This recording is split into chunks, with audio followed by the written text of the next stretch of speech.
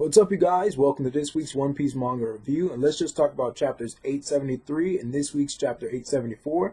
So in chapters 873, Sparrow managed to save everyone's asses just in the nick of time before Big Mom destroyed the entirety of Totland by pretty much throwing all of the blame on the Straw Hats and saying that they took the cake or that they destroyed the cake, it was their fault, and to take them out.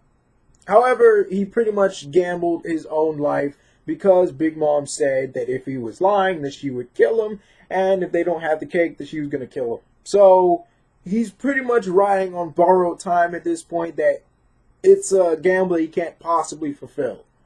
And the only person who knows how to make the cake is Chiffon, and Pudding is the one going after her. Now, we see Big Mom also racing on Zeus towards the Straw Hats, who are trying to hightail it back to their ship. And she managed to intercept them at the end of the chapter like some female Viking warrior coming out of the sky with swords blazing.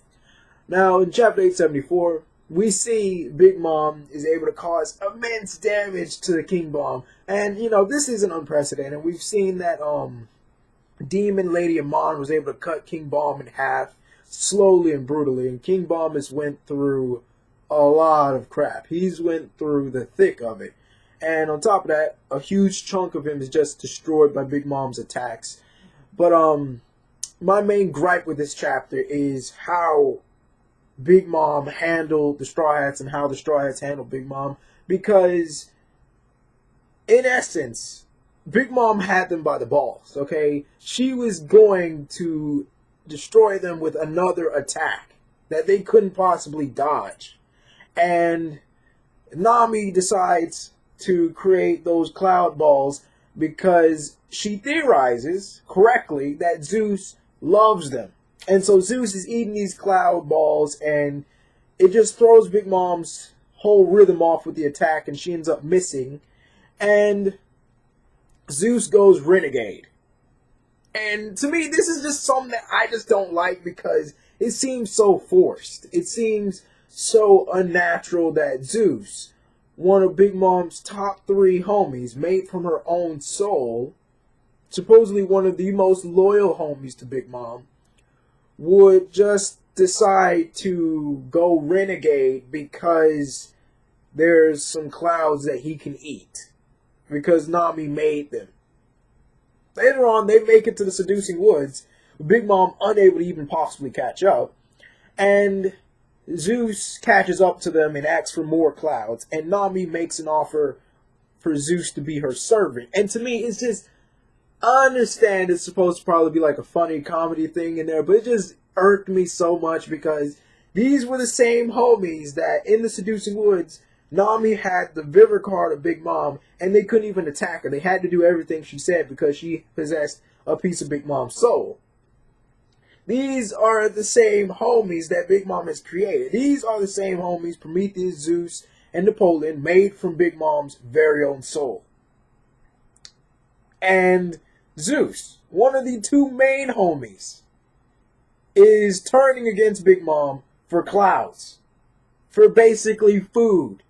I mean, maybe, you know, being made from Big Mom's soul grants them some level of independence, as compared to the other homies, because as we've seen with the other homies, they can't attack or hurt or go against the orders of someone that possesses a piece of Big Mom's soul. But considering Prometheus and Zeus and possibly Napoleon are made from Big Mom's very own soul, they don't necessarily have to follow Big Mom's orders completely. And they don't necessarily fear Big Mom to the same extent that the other homies do. We've seen Zeus not even possibly contemplate it. He didn't even contemplate it. In fact, he was actually struggling with the prospect of getting food versus betraying Big Mom. Becoming Nami's servant versus staying Big Mom's homie.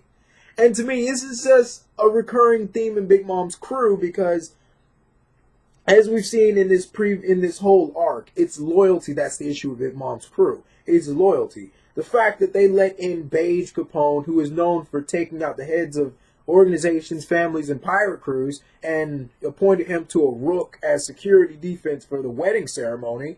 the fact that they just simply assumed Luffy was captured and Nami was captured, and the fact that Charlotte Opera was too scared to tell Big Mom the truth, or to tell any of them the truth. And, you know, with Pudding pretty much kind of not going through the assassination plot against Sanji because he complimented her third eye, and several other factors like Bobbin not really going to other crew members for help because he thought he could take down Sanji and clean up the whole mess on his own. This is just a recurring theme in her crew and in her family and in her territory. Is a lot of people are just not loyal to her, or there's just a lot of slip-ups that could have been easily taken care of. Big Mom would have already had the Straw Hats and King Bomb if it wasn't for Zeus pretty much going renegade for some cloud balls. Now, granted, she caught up to them in the nick of time, and granted, Prometheus finished off King Bomb, and kind of the Seducing Woods turned back against the Straw Hat crew. It was just, they could have been taken out a lot earlier. Now they're very close to their ship. And at the end of the manga, we see that Dogtooth is sitting on their ship, along with some other forces on their ship, waiting for the Straw Hats to get back. And they pretty much ask Dogtooth, if it's impossible for them to get past Big Mom back to their ship, why are you sitting here? Why are we all sitting here? Dogtooth is just saying, just in case. And I disagree with Dogtooth. I just agree with him, and he is the MVP of Big Mom's crew. He's the MVP of this family. He's the MVP in this whole arc, in my opinion, because he's the only person in Big Mom's crew that's actually taking this seriously. He's the only person that is legitimately trying to cover all bases. When Luffy and them tried to break the portrait in front of Big Mom, the only person that actually managed to intercept them in the nick of time was Dogtooth. Now, granted, Luffy, with his stretching ability, managed to get past that and still break it in Big Mom's face, or show her the broken portrait. It was still Dogtooth who managed to intercept them, and when Beige Capone and Caesar were trying to escape, it was Dogtooth who was standing in the way. It was Dogtooth for a pretty hefty bit of the wedding ceremony who did all of the heavy work, and I think Dogtooth's going to play a crucial role in here. I think it is going to be Luffy versus Dogtooth. I think that they are going to manage to escape Big Mom and make it back to their ship. They have to. Plot kind of dictates that at this point. I don't know if Beige Capone is so lucky, but plot dictates that they have to make it back to their ship. But we also are going to probably see Luffy versus Dogtooth. And, you know, with the help of the crew, Dogtooth could possibly be defeated, incapacitated, snared or something like that, and allow Straw Hats to escape. But this is by no means a quick battle. This is by no means a easy escape for them, because the rest of Big Mom's crew is sounding off the alarms to the other islands and the other territories to pretty much put up the nets and put up the defenses. So if Luffy and his crew are going to get out of there, this is going to be a hard-fought match, and this is going to be a hard-fought battle. Also, we have Pudding, who's clearly turned sides and joined Beige and Luffy and them. And to me, I can understand where Pudding is coming from, because she's been bullied her whole life about her third eye, and then Sanji compliments it, and she likes that, but at the same time, it doesn't make any logical sense. You know, you've been raised by Big Mom, and she's a Yonko, and you're one of her daughters. Now, granted, she's a real a-hole, and granted, she's bullied you about your eye, called it ugly, told you to cover it up, but you do know she's a Yonko, and she can kill anyone and everyone that she wishes. And I don't know about you, but if I was the daughter of a tyrant, I don't care if one boy complimented me or if one girl complimented me.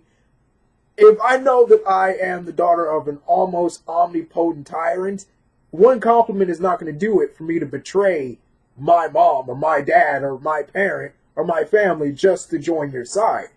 And to me, this is just kind of like a repeat of what we've seen with, trying to figure it out. Not Rebecca. It's Rebecca's aunt. We've seen that with Rebecca's aunt when she was fighting Sanji, and she peered into Sanji's heart and saw that it was true, and she just joined Sanji's side and helped him. Now, granted, Rebecca's aunt was already kind of a good person, but she was just pretending to be a bad person because she was working for Doflamingo.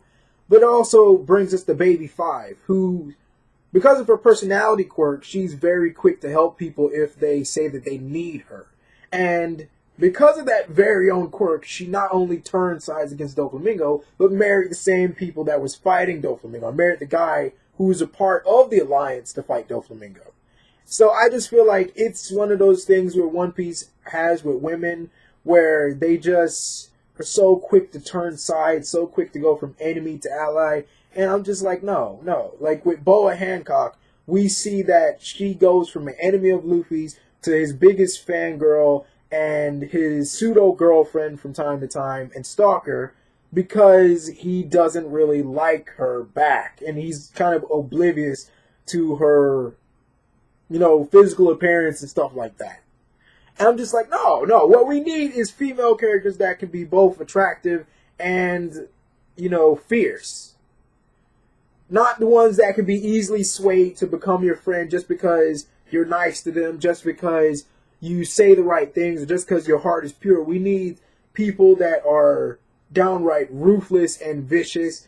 And currently the only females I've seen in the manga so far, in the series so far, that are ruthless and vicious and don't really change is Demon Lady Amand, Big Mom.